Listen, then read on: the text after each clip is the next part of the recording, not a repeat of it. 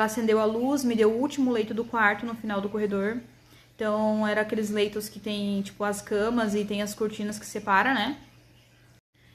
E depois desse momento, ninguém mais foi me ver, nem médico, nem enfermeira. Ficou somente eu e meu esposo ali no quarto. Quem cuidou de mim o tempo todo foi meu esposo. Eu fiquei ali sentada na bola de pilates, debruçada assim na maca. E a cada contração que eu tinha, eu desmaiava.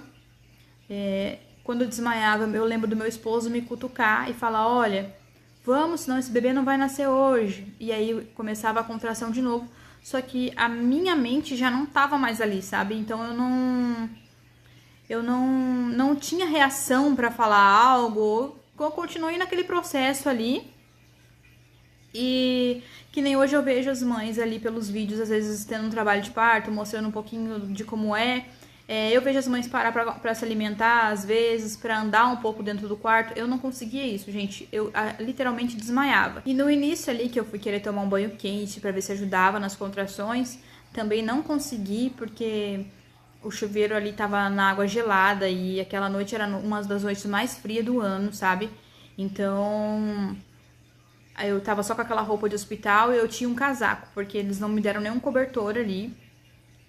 Então eu fiquei naquele processo até por volta ali de umas 7 horas, 6h30 da manhã, que foi quando apareceu uma moça pra entregar café da manhã pra gente. No caso, eu não conseguia nem me alimentar ali. E eu me lembro dela me questionar assim, nossa, mas não te deram nem um cobertor, tá muito frio. A médica também do plantão da manhã não veio me ver. Quem veio às 9 horas da manhã foi duas enfermeiras pra me avaliar ali, ver como que tava. A minha bolsa não tinha estourado ainda. E ela me disse, olha, vamos ter que estourar sua bolsa. E pegou ali, eu não sei dizer pra vocês o que seria ali, mas é tipo uma agulha. Então ela veio, fez a tentativa assim de tentar estourar minha bolsa. Ela errou, me machucou. Depois, na segunda ou terceira tentativa ali, ela conseguiu, tá estourando a minha bolsa. Aí sai aquele líquido quente. Alivia ali a dor na hora, mas aí depois as contrações vêm mais fortes ainda. Então depois desse momento eu fiquei um bom tempo ali nas contrações, elas estavam ali, mas uma pedia o auxílio da outra, me passa o gel, me passa não sei o que, e daí a outra tava ali meio que distraída, e meu esposo que ajudava. Meu esposo pegava o gel, entregava para outra enfermeira ali e ia auxiliando. Tá? Então era praticamente eu falo assim, se fosse para fazer em casa, acho que eu e meu esposo sozinho nós tinha feito o parto do jeito que foi feito. E em todo o trabalho de parto, meu esposo ficou do meu lado. Teve um momento ali que ela disse, olha, tá começando a sair a cabecinha. E daqui a pouco ela disse assim, não tá girando mais.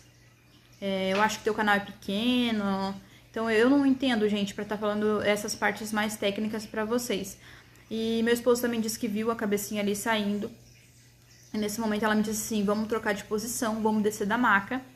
E lá eles utilizam, tipo um banquinho, gente, que tem ele tem uma abertura ali pra, acho que elas colocarem a mão e pegar o bebê quando o bebê sair. Então você senta naquele banquinho e é como se fosse, eu não sei se vocês já viram um vaso sanitário para deficiente. Ele tem uma abertura diferente ali também. E é mais ou menos isso. Eu desci da maca pela escada, sentei nesse banquinho. E, gente, no momento que eu sentei nesse banquinho, e esse acho que é um dos momentos mais difíceis de estar relatando pra vocês. No momento que eu sentei nesse banquinho, meu filho começou a se mexer. E eu ainda toda feliz, falei pra elas assim, ele tá se mexendo. Só que, gente, a sensação que eu senti é como se toda vez que eu lembro, eu fosse sentir ela de novo. Meu filho se chacoalhava assim dentro de mim, sabe? E eu tenho certeza que aquele momento eu perdi meu filho naquele momento, sabe? Eu creio que ele veio a óbito naquele momento. Então ele se chacoalhava dentro de mim. E daí ali também o meu bebê não nasceu. E eu tive que voltar pra maca. Daí elas falaram, olha, volta pra maca. Eu voltei pra maca. E naquele momento ali também não saía. Ela falava assim, olha mãe, tem que sair rápido, não pode demorar mais, né? E eu não tinha mais força, gente, pra tá fazendo a força ali, sabe? Eu já tava várias horas de trabalho de parto. E meu filho não nascia e elas ficavam ali pra mim, tem que nascer, tem que fazer força, não pode demorar. E minha maca não é que nem a gente vê nos filmes. Na minha maca não tinha aquele suporte para você colocar a perna, no caso, né? Eu não sei se na de vocês foi assim, mas na minha não foi. E no caso ali, nesse momento que eu entrei ali, acho que em desespero, eu falei, tá bom, eu vou dar um jeito. E, gente, eu acho que nenhuma mãe ganhou igual eu ganhei, tá? Se você ganhou assim, me comenta nos comentários pra mim saber que eu não tô sozinha. Eu tive, sabe, o número 4, né? Então eu puxei a minha perna direita, como se fosse fazendo realmente o número 4. E foi assim que eu ganhei meu filho, tá? Puxando a minha perna direita, eu lembro dela falar pra mim assim, você vai quebrar a sua perna. E eu falava assim, eu não tô sentindo nada, gente, eu não tava sentindo mais nada ali. E as minhas contrações, depois que eu subi pra maca novamente, não tava mais igual antes, sabe? Não era a mesma intensidade. E foi nesse momento que eu consegui, meu filho nasceu, gente. Só que quando ele nasceu assim de costa pra mim e ele tava roxo. Ele tava roxo e eu comecei a gritar. Não sei se eu vou conseguir falar isso pra vocês, mas eu comecei a gritar, meu filho tá morto. E ela falou pra mim, não tá, eu vou levar pro oxigênio. E nisso saiu meu esposo atrás do bebê, saiu ela enrolou ele num pano verde e saiu com meu filho.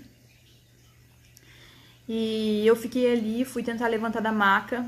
Quando eu fui levantar da maca, e chegou outra moça e falou, não, você não pode levantar da maca, a médica tá vindo te avaliar. A médica veio me avaliar quando veio o óbito.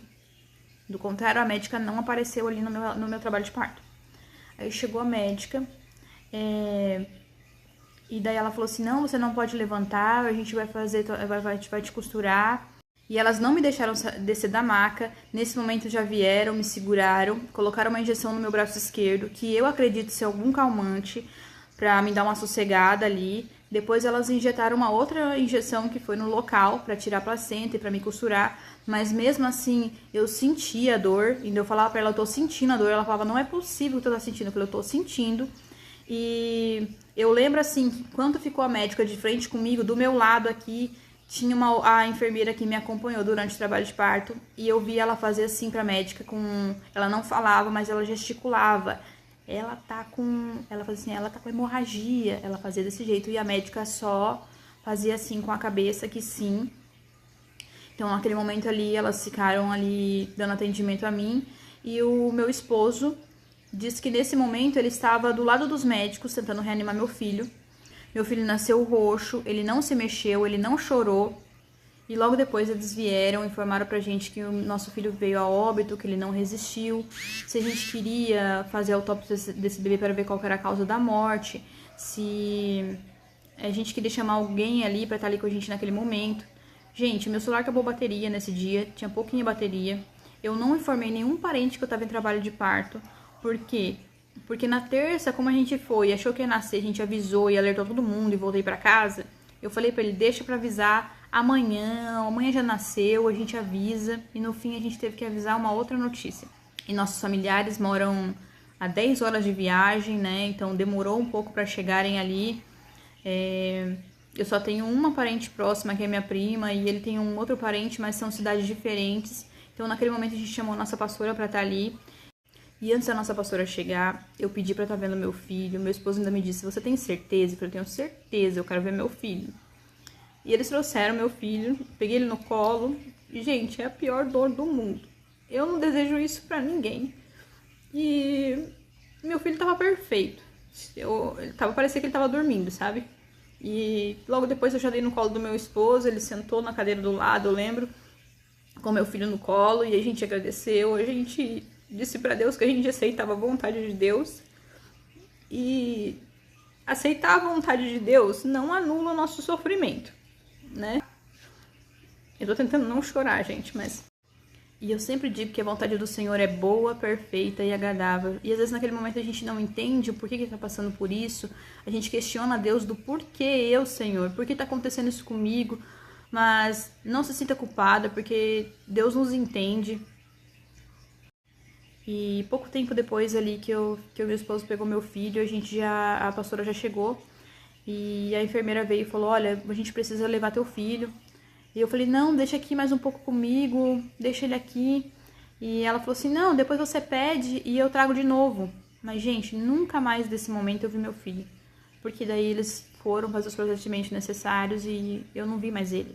E a partir daquele momento ali, eu lembro delas virem no quarto pra me dizer, olha, vamos tomar um banho. Só que, gente, eu não levantava da maca. Então, a partir do momento que elas me levantaram da maca, eu comecei a desmaiar. E eu lembro só delas fazerem assim na minha cara e falar assim, acorda, acorda, acorda. Leva ela pra maca, leva ela pra maca. Botaram na maca, elas não conseguiram me transferir. Naquele momento ali que elas foram me levantar, eu tive a visão do que realmente tinha acontecido comigo.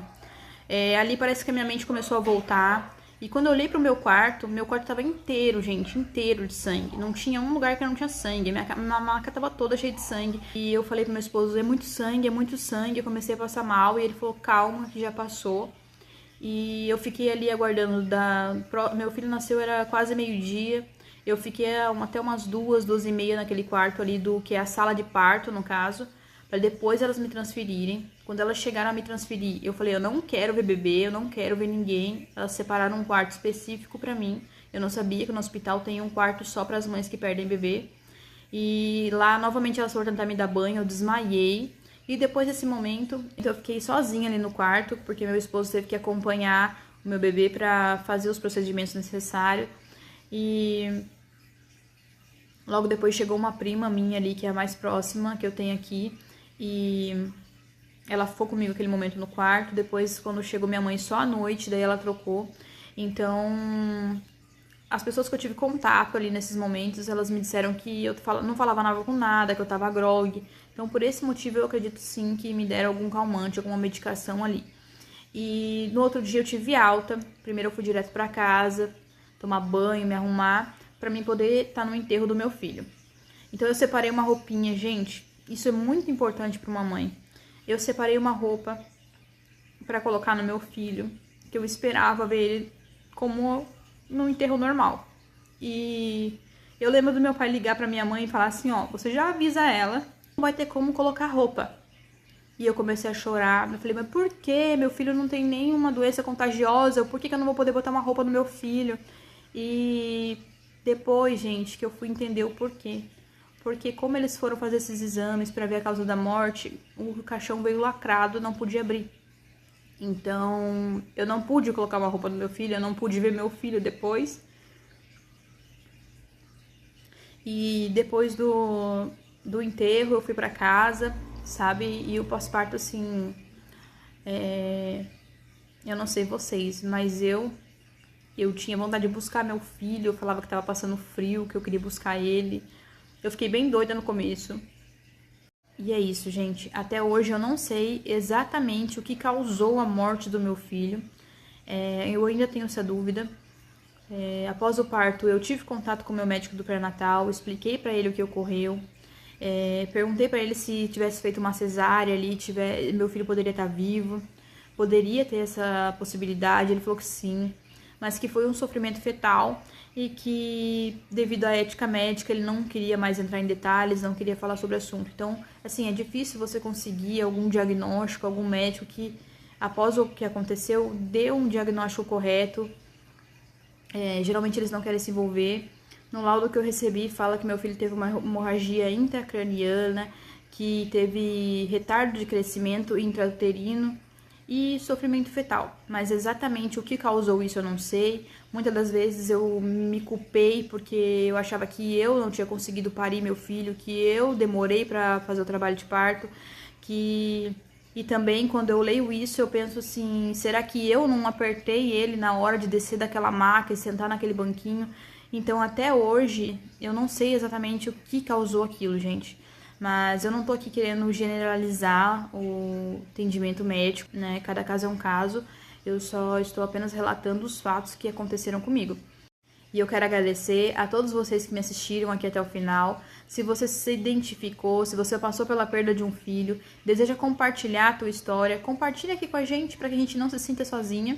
Obrigada. E logo eu vou estar respondendo as demais perguntas. E vou estar compartilhando também com vocês como eu consegui o meu bebê arco-íris.